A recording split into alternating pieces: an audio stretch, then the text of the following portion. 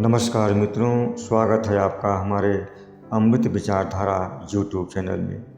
मित्रों, आज की इस कहानी को सुनकर चाहे कोई कितना ही पत्थर दिल इंसान हो, उसका हृदय जरूर पसीज जाएगा।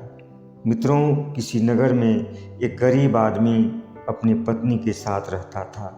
उसकी पत्नी बहुत ही सुंदर और सुशील थी। वह अपने पति से बहुत प्रेम करती थी। एक दिन उस शख्स ने सोचा, क्यों न मैं शहर में चलकर अपना कोई व्यापार करूं। यह सोचकर वह अपने मित्र के पास गया और कहने लगा, भाई, मैं अपना व्यापार करने के लिए शहर जा रहा हूं, तुम मेरी बीवी का ख्याल रखना। और फिर वह शख्स शहर को चला गया। उसका मित्र हर रोज उसके घर पर आने जाने लगा। उसकी औरत भी उसे अपना हमदर्द समझते हुए उसके साथ घुल मिल गई। लेकिन कुछ दिन के बाद उस खूबसूरत औरत के लिए मित्र की नीयत धीरे धीरे खराब होने लगी। एक दिन उस मित्र ने अपने हाथों से उस औरत को पकड़ते हुए अपने साथ सोने के लिए कहा, तो उस औरत ने उसे दूर झटकते हुए कहा, फौरन यहाँ से चले जाओ और आज के बाद हमारे घर पर कभी मत आना। मैं अपने पति के अलावा किसी गैर मर्द के साथ ऐसा काम करने की सोच भी नहीं सकती। उस औरत की बातों से मित्र के अहंकार को बहुत चोट लगी और वह बोला, मैं तुम्हें इस नगर में बदनाम कर दूंगा। इतना कहकर वह मित्र वहाँ से चला गया। कुछ दिन गुजरने के बाद जब उस नेक दिल औरत का पति अपने गांव आया तो वह बहुत प्रसन्न हुई। भोजन बनाकर उसने अपने पति को बड़े प्यार से खिलाया। दोनों पति पत्नी सो गए और जब सुबह हुई तो वह शख्स अपने मित्र का हाल चाल जानने के लिए उसके घर गया। मित्र ने चारपाई बिछाई, फिर दोनों बैठकर बातें करने लगे। फिर मित्र कहने लगा, भाई, तुम्हारी औरत देखने में जितनी खूबसूरत है, अंदर से उतनी ही काली है। उसके मन में पाप ही पाप भरा है। तुम्हारे जाने के बाद उसने अपनी खूबसूरत अदाओं से बार बार मुझे अपनी ओर आकर्षित करने का प्रयास किया, बार बार मुझे गलत करने के लिए उकसाया, और जब मैंने साफ साफ मना कर दिया तो उसने कहा, अगर तुम मेरे साथ ऐसा नहीं कर सकते तो आज के बाद तुम मेरे घर पर मत आना। और मित्र, कई महीने गुजर गए हैं लेकिन मैं तुम्हारे घर पर नहीं गया। अपने मित्र की बात सुनकर वह शख्स को विश्वास हो गया कि वाकई मेरी पत्नी बदचलन है। वह अपने घर आया। औरत ने उसे खाना परोस कर खिलाया। उसने खाना खा लिया लेकिन अपनी औरत से कुछ नहीं बोला। औरत समझ गई कि मेरे पति के मित्र ने इनके कान भर दिए हैं।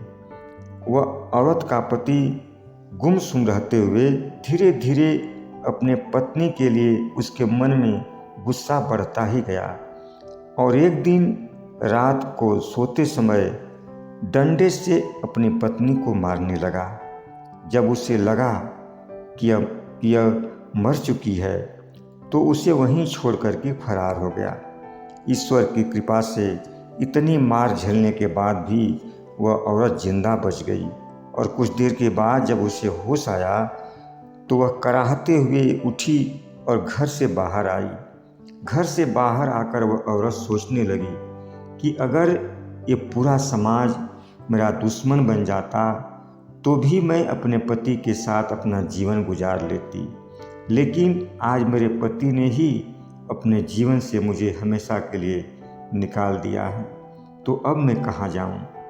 रात के सन्नाटे में वह औरत दर्द से कराहते हुए अपने घर से निकल पड़ी। घर से थोड़ी दूर एक मंदिर में जाकर ईश्वर की मूर्ति के सामने बैठकर रोने लगी। उसी समय नगर के एक सज्जन पुरुष वहाँ से होकर के गुजर रहे थे। जब उन्होंने कराहने की आवाज़ सुनी तो अपने नौकर को बुलाया और उस औरत को एक वैद्य के घर ले गए। वैद्य ने औरत का इलाज करना शुरू किया। कुछ दिन के बाद जब वह औरत पूरी तरह स्वस्थ हो गई तो उस सज्जन पुरुष ने कहा, बेटी, अब तो तुम पूरी तरह स्वस्थ हो चुकी हो, अब तुम चाहो तो यहाँ से जा सकती हो, या अगर तुम चाहो तो यहाँ पर रह भी सकती हो। फिर उस औरत ने कहा, मैं आपके पास ही रहकर आपकी सेवा करूँगी। वह सज्जन पुरुष एक धनवान व्यक्ति थे। उनकी पत्नी का स्वर्गवास हो चुका था। उनका एक 2 वर्ष का लड़का था। उन्होंने उस औरत से कहा, आज से तुम हमारे बच्चे की देखभाल करना और तुम्हें इस घर में रहते हुए किसी तरह की कोई तकलीफ नहीं होगी। फिर वह औरत उस सज्जन पुरुष के घर में रहकर उनके बच्चे की देखभाल करने लगी। औरत को लगने लगा कि अब मेरी ज़िंदगी अमन और चैन से गुजर जाएगी।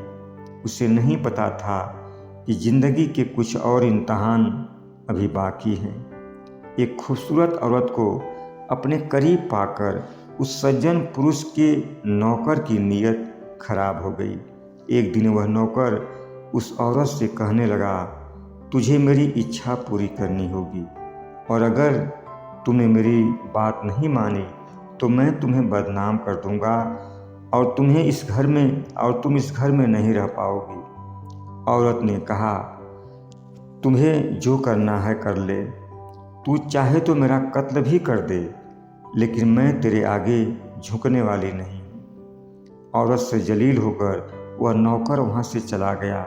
लेकिन जब दिन ढलने के बाद चारों ओर रात का सन्नाटा छा गया तो वह नौकर उस औरत के पास आया और उसकी गोद से बच्चे को उठाकर एक धारदार चाकू से बच्चे के गले को काट दिया और दौड़ते हुए अपने मालिक के पास गया और कहने लगा, मालिक, जिस औरत के ऊपर आपने दया खा करके इतना बड़ा एहसान किया, उसे अपने घर में पनाह दी, उस पर भरोसा किया, उस औरत ने आपके साथ बहुत बड़ा धोखा किया है।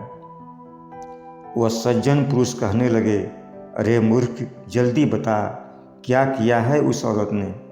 फिर नौकर बोला, मालिक, उसने आपके बच्चे का कत्ल कर दिया है, आप खुद ही चलकर देख लीजिए। जब वह सज्जन पुरुष दौड़ते हुए औरत के पास आए तो उन्होंने देखा कि ज़मीन पर उनका बच्चा मरा पड़ा है और वहीं पास में बैठी वह औरत बस रोए जा रही थी।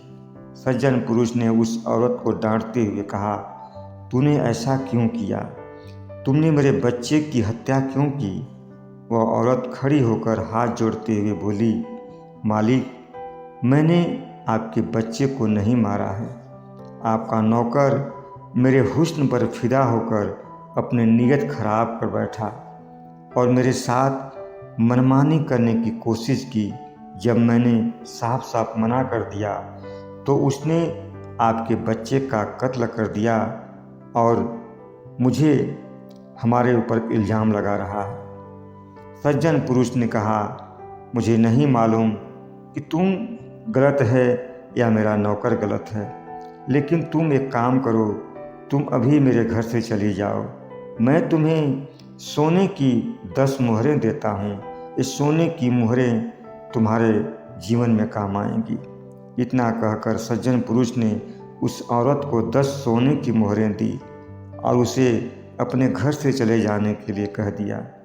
औरत ने सोने की मोहरें अपने हाथ में लेते हुए अपनी नज़रें उठाकर आसमान की ओर देखा और मन ही मन उस ऊपर वाले से पूछने लगी कि हे ईश्वर, ज़िंदगी के अभी और कितने इम्तहान बाकी हैं। फिर वह सज्जन पुरुष के घर से निकलकर एक अनजान राह पर चल पड़ी। चलते चलते जब वह कुछ दूर पहुंची तो सुनसान रास्ते में उसने देखा कि कुछ डाकू एक सौदागर को पेड़ से बांधकर उसे कोड़े से मार रहे थे। पास में ही डाकुओं का सरदार बैठा हुआ था। औरत ने डाकुओं के सरदार से कहा, अगर मैं तुम्हें सोने की 10 स्वर्ण मुद्राएं दे दूं तो क्या तुम इस सौदागर को छोड़ दोगे? सरदार ने कहा, लाओ जल्दी सोने की मोहरें मुझे दे दो। औरत ने 10 स्वर्ण मुद्राएं सरदार को दिए और फिर उसने सौदागर को आज़ाद कर दिया। सौदागर उस औरत के करीब आकर कहने लगा, तुमने मेरी जान बचाकर मेरे ऊपर बहुत बड़ा उपकार किया है। तेरे जैसा हमदर्द मुझे आज तक मेरे जीवन में नहीं मिला। आज के बाद जब तक मैं जिंदा हूँ तेरी हिफाजत मैं करूँगा। फिर वह सौदागर उस औरत को लेकर के आगे बढ़ गया। दोनों कुछ दूर आगे बढ़े तो सामने एक नदी पड़ी। नदी में एक नाव खड़ी थी जिस पर कुछ मुसाफिर सवार थे। सौदागर और वह औरत उस नाव पर सवार हो गए। नाव में सवार लोगों ने जब इस खूबसूरत औरत को देखा तो उसे एकटक निहारते रहे। औरत चुपचाप नाव में दूसरे छोर पर जाकर बैठ गई। नाव में बैठा एक मुसाफिर खड़े होकर सौदागर से पूछा, यह सुंदर औरत तुम्हारी कौन है? सौदागर ने कहा, यह मेरी प्रेमिका है। फिर वह मुसाफिर बोला, क्या तुम इसे बेचोगे? सौदागर ने कहा, मैं ऐसा हरगिज नहीं कर सकता। यह औरत मुझसे बहुत प्रेम करती है, मैं भी इसे प्रेम करता हूँ और हम दोनों ने साथ साथ जीने मरने की कस्में खा रखी हैं। फिर उस मुसाफिर ने अपने थैले से 50 स्वर्ण मुद्राएं निकाली और सौदागर से बोला, अगर तुम इस खूबसूरत औरत को मेरे हवाले कर दोगे तो मैं ये सारी स्वर्ण मुद्राएं तुम्हें दे दूंगा। अपने सामने 50 स्वर्ण मुद्राएं देखकर सौदागर की नीयत खराब हो गई। उसने उस मुसाफिर से 50 स्वर्ण मुद्राएं ली और चुपचाप कश्ती से नीचे उतर गया। उस मुसाफिर ने कश्ती में सवार सभी लोगों को अपना गवाह बना लिया और जब उसे लगा कि इस औरत का प्रेमी यहाँ से चला गया है और वो वापस नहीं आ सकता, तो औरत के करीब गया और उस औरत से कहने लगा, आज से तू मेरी गुलाम है। मैंने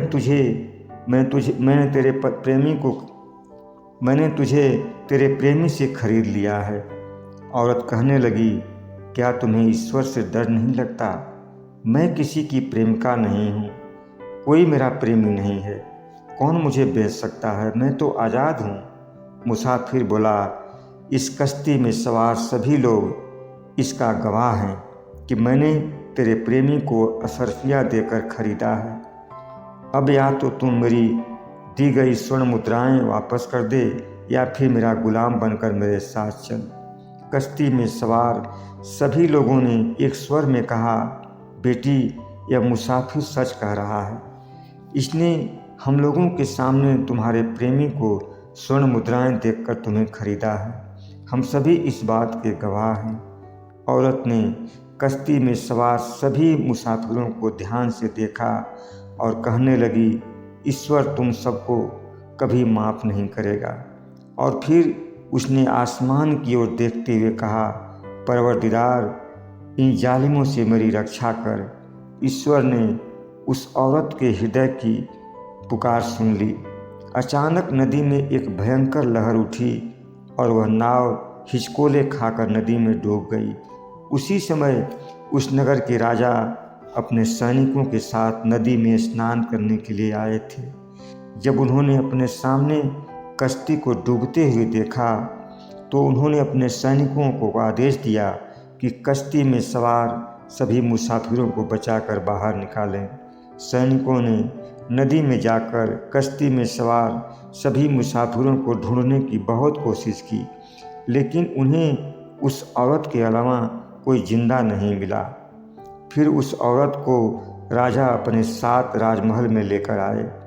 कुछ दिन के बाद राजा ने उस औरत से अपने साथ शादी करने का प्रस्ताव रखा तो औरत ने राजा से साफ साफ मना करते हुए कहा, आप मेरे बारे में कुछ नहीं जानते, मैं आपके साथ शादी नहीं कर सकती। फिर राजा ने उसके साथ कोई जोर जबरदस्ती नहीं की। उस औरत के रहने के लिए महल में एक कमरे में अलग व्यवस्था कर दी। फिर वह औरत राजा के महल में रहते हुए अपना दिन गुजारने लगी। राजा को अपने राज दरबार में जब भी कोई परेशानी पेश आती तो वह उस औरत से सलाह लेने के लिए उसके पास जाते और उस औरत की सलाह उनके लिए वरदान साबित होती। धीरे धीरे उस औरत की सलाह की बदौलत राजा ने बहुत सारी कामयाबियां हासिल कर ली। राजा के लिए वह औरत ईश्वर का वरदान बन गई। धीरे धीरे जब राजा का अंतिम समय आ गया तो एक दिन उन्होंने भरे राज दरबार में उस औरत को बुलवाया और सबके सामने ऐलान किया कि आज से मैं अपने राज्य की बागडोर इस औरत के हाथों में सौंपता हूँ। मुझे विश्वास है कि जब तक हमारे राज्य की बागडोर इस नेक दिल औरत के हाथों में रहेगी, खुदा की नियामत हमारे राज्य पर हमेशा बरसती रहेगी। इतना कहकर राजा ने अपनी अंतिम सांस ली। जब औरत की ताजपोशी हो गई तो वह एक दिन उसने अपने नगरवासियों को राज दरबार में हाजिर होने का आदेश दिया। अपनी नई मलिका का हुक्म पाकर नगर के सभी लोग राज दरबार में हाजिर हुए। फिर उस औरत ने भीड़ में खड़े अपने पति और उनके मित्र को बुलवाया और बोली, क्या तुम मुझे पहचानते हो? औरत का पति कहने लगा, आप मेरी मलिका हैं। औरत ने कहा, नहीं, तुम मेरे पति हो, मैं तुम्हारी पत्नी हूँ। अपने मित्र की बातों में आकर तुमने हमेशा के लिए मुझे अपने जीवन से दूर कर दिया, लेकिन शायद तुम यह नहीं जानते कि तुम्हारा मित्र कितना नीच और कपटी है। इसने मेरी इज्जत से खेलना चाहा, लेकिन जब मैंने मना कर दिया तो इसने अपनी कपटी चालों से तुम्हें भरमा दिया और तुम इसकी बातों में आ गए। ईश्वर जानता है कि जब से मैं तुम्हारी अर्धांगिनी बनी हूँ तब से लेकर आज तक किसी पराये मर्द ने मुझे छुआ तक नहीं है। मेरा दामन पूरी तरह साफ पाक है। फिर औरत ने अपने पति के मित्र को भीड़ में से अलग खड़ा कर दिया। फिर वह सज्जन पुरुष को बुलाकर कहने लगी, क्या आप मुझे पहचानते हैं? मैं वही औरत हूँ जिसे आप जख्मी हालत में अपने घर लाए थे, लेकिन आपके बच्चे को मैंने नहीं मारा, आपके नौकर ने ही मारा था। उस औरत ने उन दोनों को भी भीड़ से अलग खड़ा कर दिया। अब उस सौदागर की बारी थी जिसने उसे बेच दिया था। उसे भी भीड़ से बाहर बुलाकर फिर औरत ने चारों को फांसी की सज़ा सुना दी और इस तरह वह औरत हवस के तमाम दरिंदों से अपनी इज्जत बचाते हुए जीवन के एक बेहतर मुकाम तक पहुंच गई और अपने पति के साथ खुशी खुशी रहने लगी। मित्रों, ये कहानी आपको अच्छी लगी हो तो हमारे चैनल को लाइक और सब्सक्राइब ज़रूर कर दीजिएगा। बहुत बहुत धन्यवाद।